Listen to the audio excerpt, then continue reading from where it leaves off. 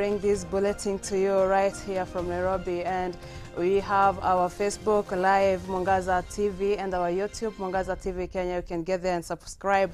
And now getting on to our news today, we begin with Kisumu, where property worth millions of money was destroyed in the fire tragedy that broke out in Kisumu Boys High School. One dormitory and 3 classrooms were completely burnt, but no one was injured in the tragedy. The cause of the fire has not yet been established, while the police are still investigating the incident.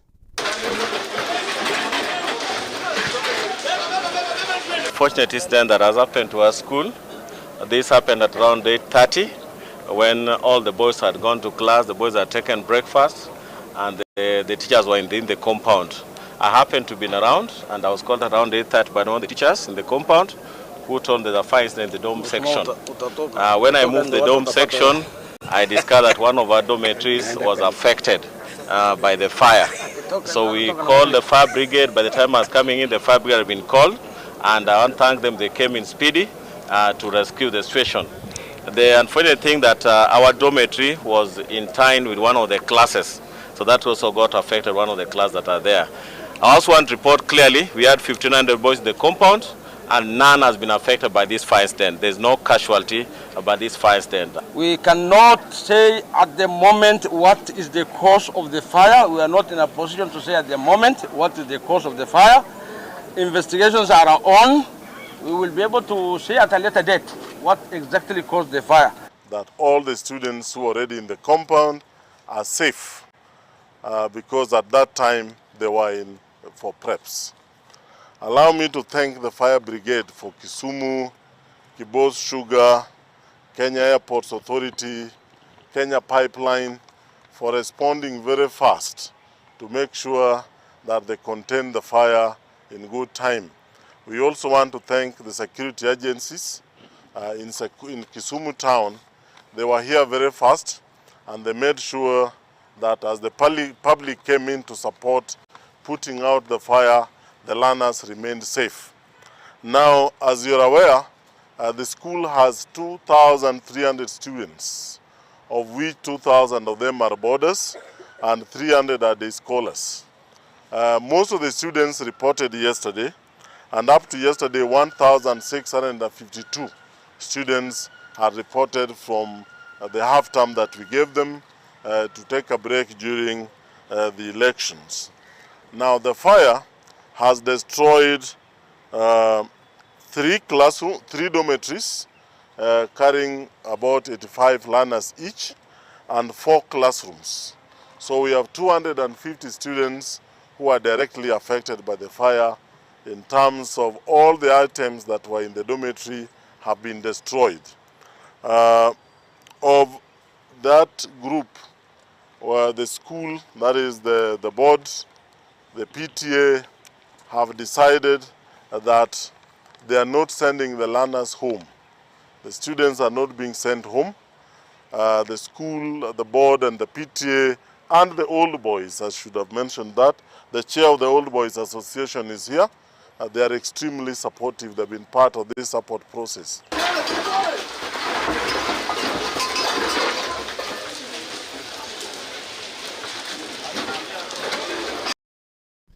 Residents of Imenti North constituency who were in the front line soldiers campaigning for President-elect William Ruto in Meru County have today come out to request the President-elect to ensure Meru is not left behind in sharing of the national cake.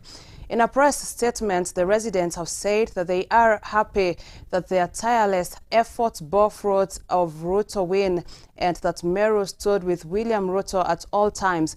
They have prayed to the elect president to remember Meru people in terms of positions, jobs and sharing of development projects. Your Excellency, sir, hatuja kuwa na mpango wa kando.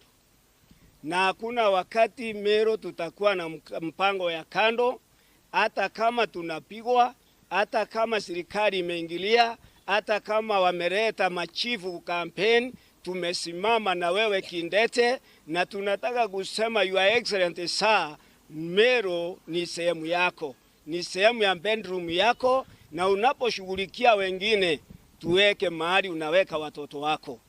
Nataka kuomba kiongozi wa upinzani ambao ni Raila Amolo Odinga wa Kenya, Azimio, ila maita Azimio, akubali matokeo ya uchaguzi. Anapoangalia jinsi Kenya inavyoendelea, waanda ya watu wa Kenya kuelewa kura imekuwa free and fair. Wote wamerejea kazini na kila sehemu ya Kenya watu wameenda kujishughulikia, na hivyo hakuna haja ya kutafuta njia ya kupiganisha Wakenya tena. Ni vizuri ukubali kushindwa na uwe statement, kwa sababu ukitoka na useme umekubali kushindwa utapewa heshima kama kiongozi ambaye amepigania uongozi miaka mingi. Mheshimiwa wetu, tunakuomba na heshima kubwa sana wana North Imenti. Tumefanya kazi usiku na mchana tukiwa na mkubwa wetu Mheshimiwa Halima Mucheke na kukutafutia kura usiku na mchana. Tumezunguka North Imenti mzima na tukikuita na unakuja unaongelesha watu, tunakuombea kura na Mheshimiwa Rais ulipata kiti. Wacha tukuambie asante na tukuambie Mheshimiwa Halima Mucheke, zile kura umepata zikiwa za kutoka North Imenti, Halima Mucheke ndio amedeliver hizo kura. So Mheshimiwa Rais, tunakuambia ukigawa keki ya national cake, tafadhali usisahau na Halima Muthoni Mucheke. Mimi kama mama ningetaka kuomba Your Excellency, wamama wamechaguliwa na tumeona ni kama hiyo nafasi tulikuwa tunapigania ya 50% ya wamama imeanza kukuja. Tunakuomba uwashike mkono, mfanye kazi na wao, na ninataka kutoa mwito wa mama wenye wamepata nafasi ya kuongoza. Endeni mfanye kazi, ndio hiyo mwaka ingine wa mama wengine wapewe nafasi sababu ya ile kazi mmefanya.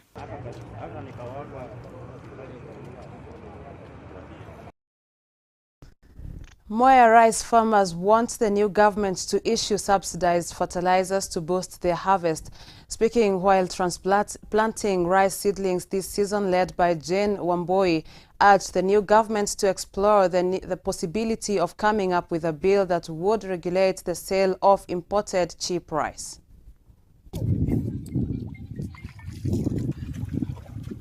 Sisi ni wakulima wa mchele hapa Mwea. Na ile shida kubwa tuko nayo ni shida ya fertilizer. Fertilizer iko juu sana. Tunaomba tu fertilizer ishukishwe, tuingie kwa shamba tulime. Sisi mazao tupate. Sisi wakulima wa Mwea hapo ndipo tumesimamia. So fertilizer ishuke. Hii kazi yetu ya mchele ni kazi gumu, lakini itarahisishwa watu wakiletewa fertilizer na maji kikuja kwa wiki. Ni ngumu. Sasa ni kurudia na rudia. Leo sokera ninasokera. Eka moja tunatumia 8,000. Alafu wenye kutoa mchele kwa nasari wanalipwa 500 na ni watatu. Hii kazi rahisi. Hatuamini ni kazi rahisi. Sauli mchele fertilizer kombe ikali kabisa. Hata watu watoboi. Ijaribu tuangushia fertilizer. Humanitarian agencies have warned that there was a looming food crisis in the drought-stricken regions of Laisamis and North Horr sub-counties in Marsabit County should no immediate humanitarian interventions be taken.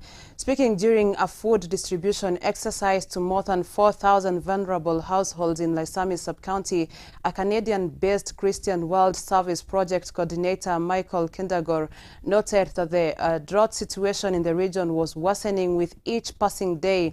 Hence, the government and other charitable organizations need to do more to cushion the at-risk population. Tumeumia sana. Watu wanaumia sana. Wale walemavu wanakaa tu kwa nyumbani. Hatuna chakula, hatuwezani hata kwenda kubeba kitu. Tunabebewa na tunashukuru sana CHWC World Service. Tunasema asante kwa ile chakula mlitupea. Tunaomba mtupee tena. Saa hii mlitusaidia kwa sababu kuna wakati hata watu hakuna kitu wanakula. Wengine wanapata 1 meal. Wanakula tu chakula mchana na usiku wanalala. Lakini kwa mazuri yenye mlitufanyia leo, kuna watu watakula 3 meals kwa sababu watapiga hata uji asubuhi, watakula ugali mchana na jioni, na mafuta mlitupatia. Tunashukuru sana kwa hiyo mazuri umetufanya. Based on the reports that we received from National Drought Management Authority, we realized that this is one of the worst affected areas in Kenya. Based on the integrated phase classification system, they are in IPC 4, which is an emergency phase and also worsening.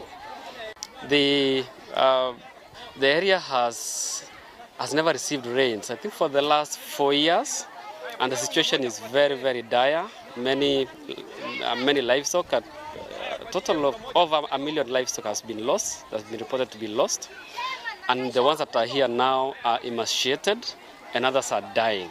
We have 2 sub-counties that are highly affected, that is Lysamis, as well as also North Horr sub-county. We are here this time to reach out to about 4,000 households, which is about 26% of the entire population of Lysamis sub-county. We will be with them for the next 4 months, beginning July. We started in July. We will be here until October, providing maize meal, beans, cooking oil, and salt. For each household, we are doing about 50 kilos of maize meal, 7 kilos of beans, 3 liters of cooking oil, and half a kilo of salt. Our coming here is based on the consumption scores, what we saw as the consumption scores here. There is a huge majority, more than 70% are at the borderline. Over 30%, around 34% are poor food consumption scores.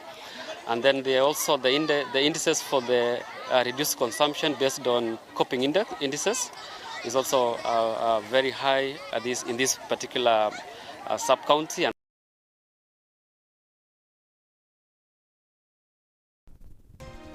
Thank you so much for staying with Mwangaza Prime News, but we're now taking a short commercial breather, but we'll be coming back with more right after this break in the second segment, so don't go far.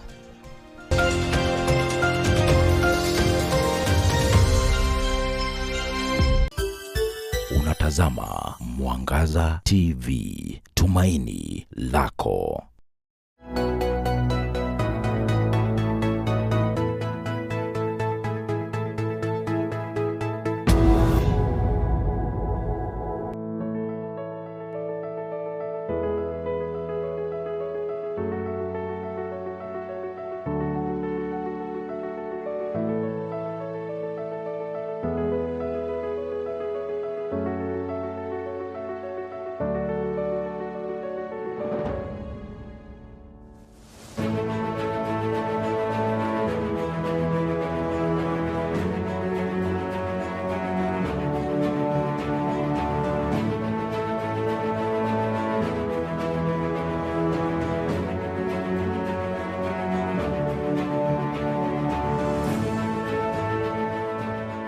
Everyone, my name is Amos Nabayo, CEO and founder of Sinan Medical Center Limited. We are located in Loisambu, Lumumba Drive. Our organization started 5 years ago, and our services include general consultation. We also have ultrasound screening services. We have comprehensive and affordable laboratory tests. We also have family planning services. We do dental services. We also do late night consultations and treatments. Anybody who has an emergency any time of the day or the night, you're free to call us and to visit one of our branches for treatment. Your privacy is our first priority. Thank you and welcome all.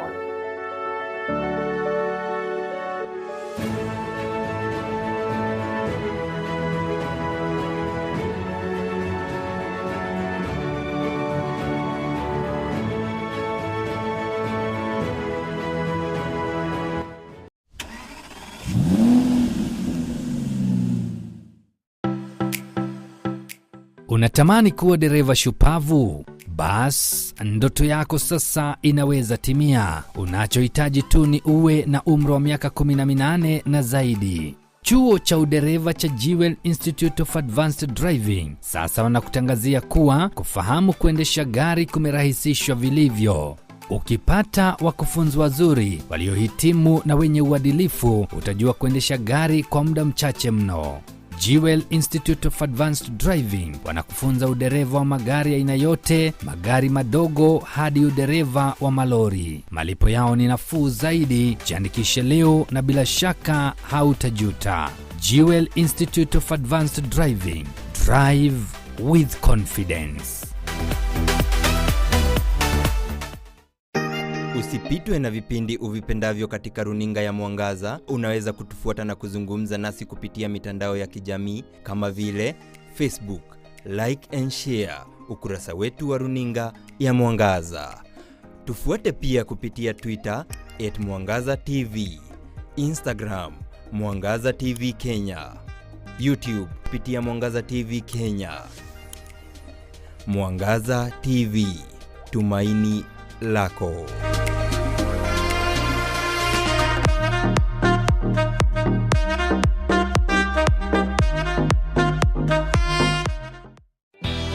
Kampuni ya Kemuma Engineering System ni kampuni tajika ya uuzaji wa bidhaa zote za umeme. Kemuma Engineering System pia wanakuuzia bidhaa na vyombo mbalimbali vya usalama kama vile kamera za CCTV aina tofauti tofauti, generator, battery, inverters na fire extinguishers kati ya zingine kwa bei nafuu. Kemuma Engineering Systems pia wanakuwekea ua la umeme kudumisha usalama na vile access control kwenye afisi na biashara. Zaidi ya hayo, wanaweka milango ya remote na huduma zingine nyingi za usalama. Kampuni ya Kemuma Engineering System imekuwa ikitoa huduma kwa wateja kwa zaidi ya miaka 10 nchini na mataifa ya mbali ya Afrika Mashariki na imepokea tuzo kwa huduma bora. Tembelea maduka yetu ya Kemuma Engineering System jijini Nairobi, eneo la Kamae Road kutoka Luthuri Avenue kwenye jumba la Nyandarua House, orofa la pili, room number 204. Pia unaweza kuwatembelea katika tawi la Kema Gaberone Road karibu na mkahawa wa Sagret katika jumba la Pwani Guest House ground floor. Eneo la Kasarani wanapatikana Max Plaza ground floor mkabala na kituo cha polisi cha Kasarani karibu na benki la Family. Kwa maelezo zaidi wasiliana na Kemuma Engineering System kupitia 0721250846 ama 0712828896. Kemuma Engineering Systems, security at its best.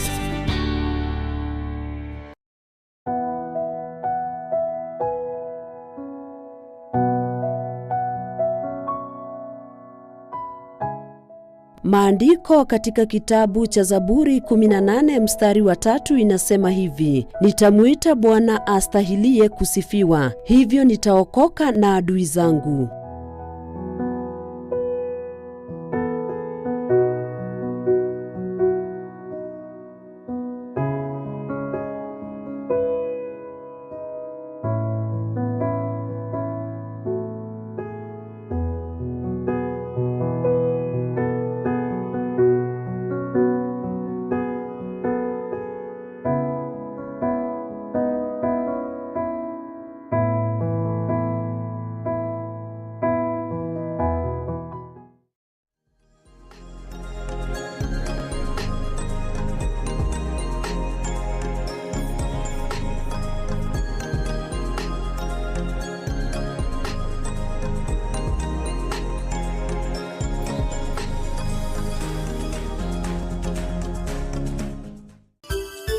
Unatazama Mwangaza TV, tumaini lako.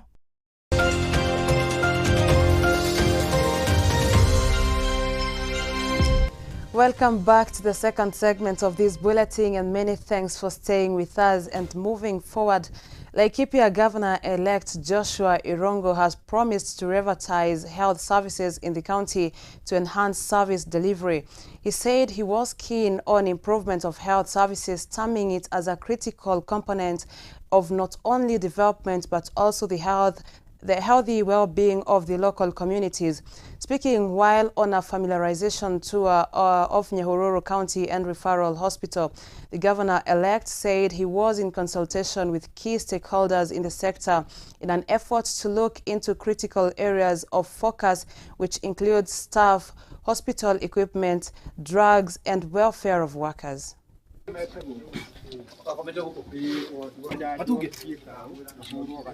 Mimi leo hii tumekuja hapa hospitali. Nimekuja hapa hospitali baada ya kuwa na mikutano mingi sana na wale madaktari wote walifutwa, wale walifutwa consultants, experts, wale walifutwa miaka mitatu iliyopita, na wameumia, watu wetu wamelia kwa sababu ya kufuta madaktari.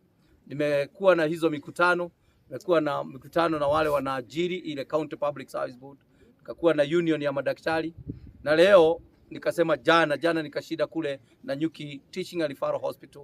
Leo nimekuja nikashida hapa, tumesuguka na madaktari, wamenionyesha kila mahali, tumesikia hata kilio kwa laini, wagonjwa hata kwa ward, wengine nimekuta wamefungiwa kwa sababu ya bills, na tumewaokoa, nimesema waende nyumbani.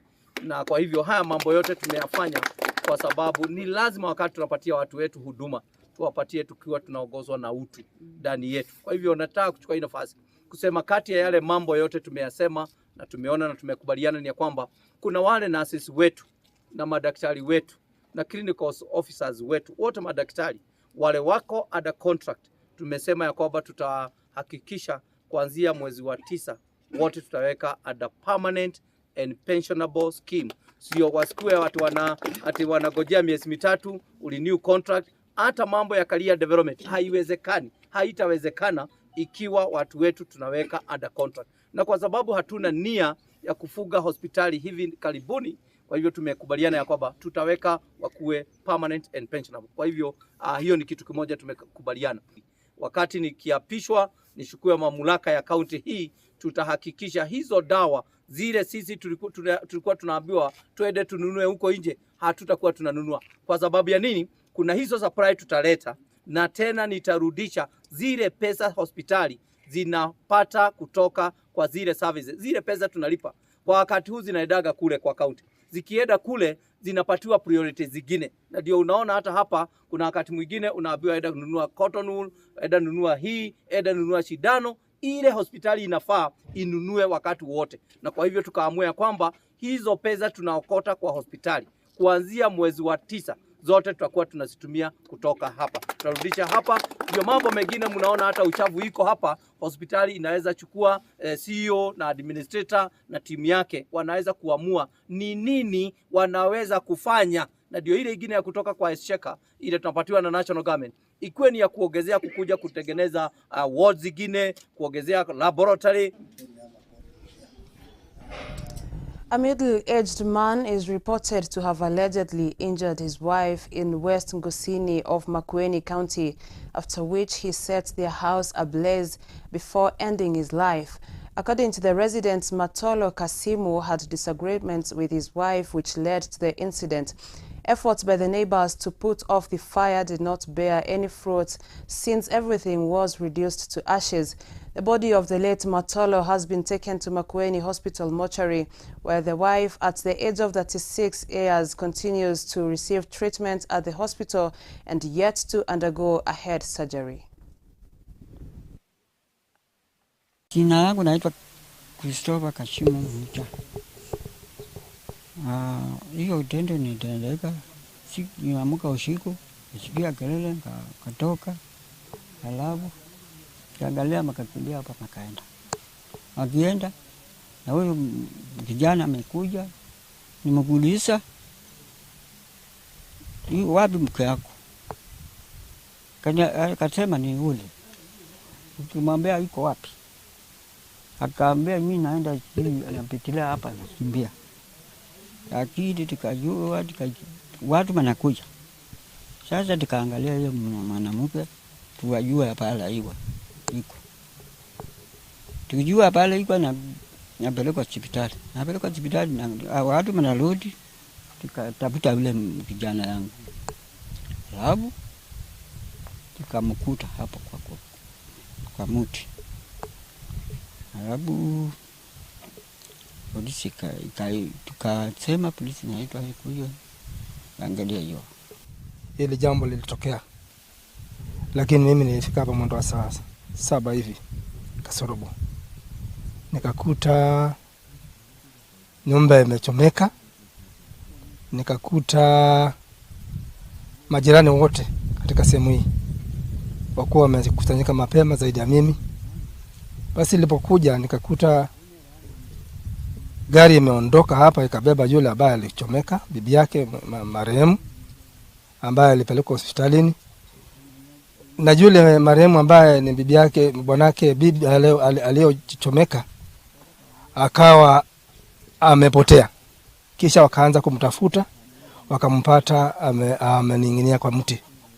Basi kutoka pale ndugu yake Musyoki akaanza kushughulikia mambo ya kumchukua, mambo ya kwenda polisi ili aweze kuchukua kupata polisi waje waweze kuhudumu katika yule mtu ambaye amefilia kwa mti. Kwa masaa kama 2 hivi kutoka saa 9 mpaka saa 1 wakafika, na pia wakaanza kutuuliza ni nini kilitokea. Wakaona nyumba, wakaingia askari, wakaenda kule kwa aliyefilia kule kwa miti, aliyening'inia kwa miti. Kisha basi wakaanza shughuli za kumuondoa pale. Kutoka pale alipoondolewa, polisi wakamchukua, wakamweka kwa gari, tukatayarisha kumchukua pale. Wakakaa, polisi akakata kamba, akaanguka, akashikiliwa, basi akaweka kwa mlageti, alafu akachukuliwa kwa gari. Kutoka pale gari ikaondoka. Sasa tukaachwa hapa na shughuli za hapa na pale. Basi yule ndugu yake Musyoki alifuatilia hilo jambo mpaka polisi. Wakati huu tunasikia anaendelea na kuhudumia yule bibi yake marehemu ili apigwe skani ajulikane ni kitu gani kinaendelea katika kichwa chake.